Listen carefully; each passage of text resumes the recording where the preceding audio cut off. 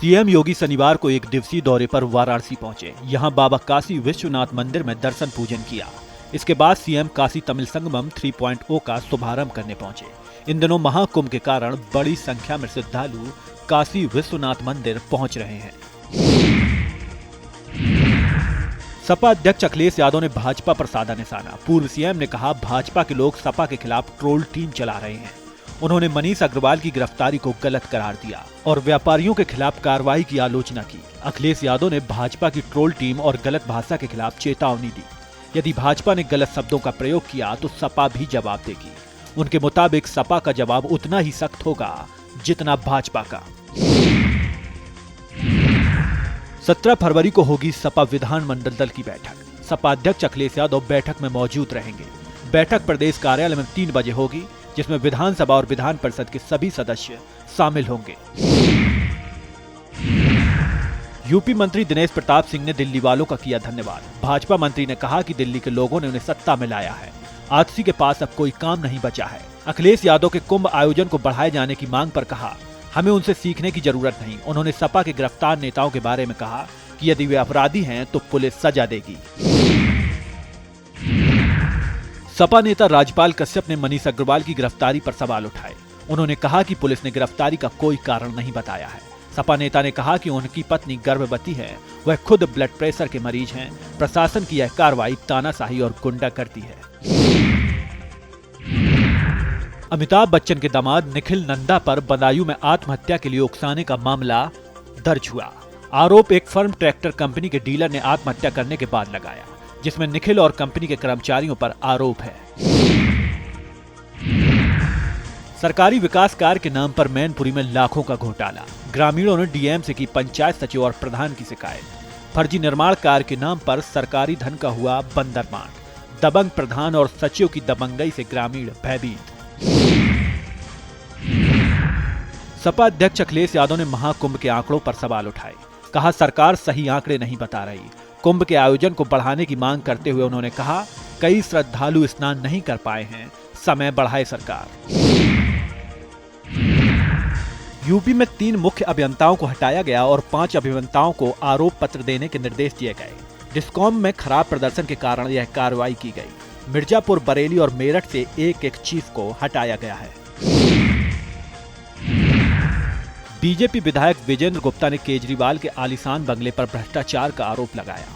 CBC को धन्यवाद करते हुए कहा कि शीश महल की जांच शुरू हो गई है, अब केजरीवाल को फिर से जेल जाना होगा।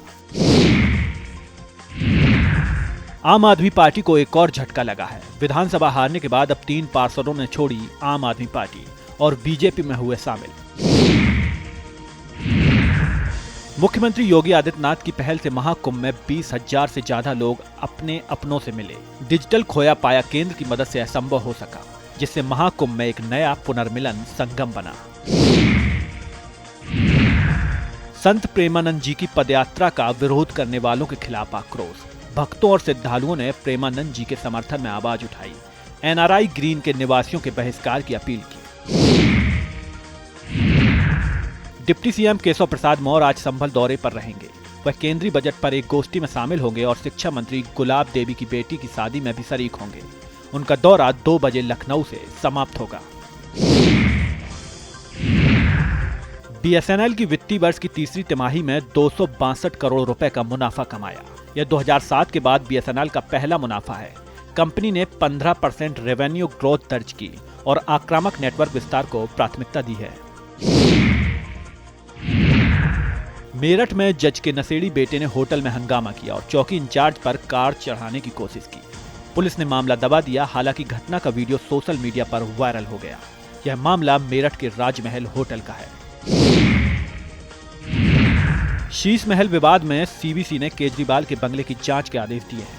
8 एकड़ में फैले इस आलीशान बंगले पर आरोप है कि इसमें नियमों का उल्लंघन किया गया। सीपीडब्ल्यूडी विस्तृत जांच करेगी। मुख्यमंत्री योगी आदित्यनाथ के आदेश पर प्रमुख सचिव नगर विकास और अन्य अधिकारियों को अवमानना नोटिस जारी किया गया। पयागपुर नगर पंचायत अध्यक्ष को हटाए जाने के मामले में यह कार्रवाई की गई है। सोने और चांदी की कीमतों में जबरदस्त इजाफा हुआ है। इस साल अब तक सोने की कीमत में 20.22% और चांदी की कीमत में 17.19% की बढ़ोतरी हो चुकी है। 10 ग्राम सोने की कीमत 85,998 रुपए पहुंच गई है। सिफारिशों के चलते अटकी भाजपा जिलाध्यक्षों की सूची। 15 जनवरी तक सूची जारी होनी थी, लेकिन विवादों और सिफारिशों के कारण अब इंतजार जारी है। जल्द ही सूची जारी हो सकती है। सीएम धामी ने वक्फ संशोधन विधेयक का समर्थन किया। उन्होंने कहा कि यह विधेयक लोकतांत्रिक अधिकार प्रदान करेगा और समस्याओं का समाधान करेगा।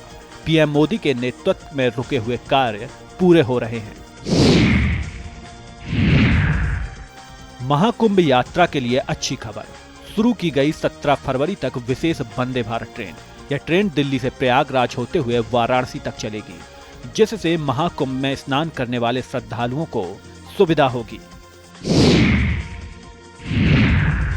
लोकसभा अध्यक्ष ओम बिरला ने महाकुंभ में त्रिवेणी संगम में किया स्नान।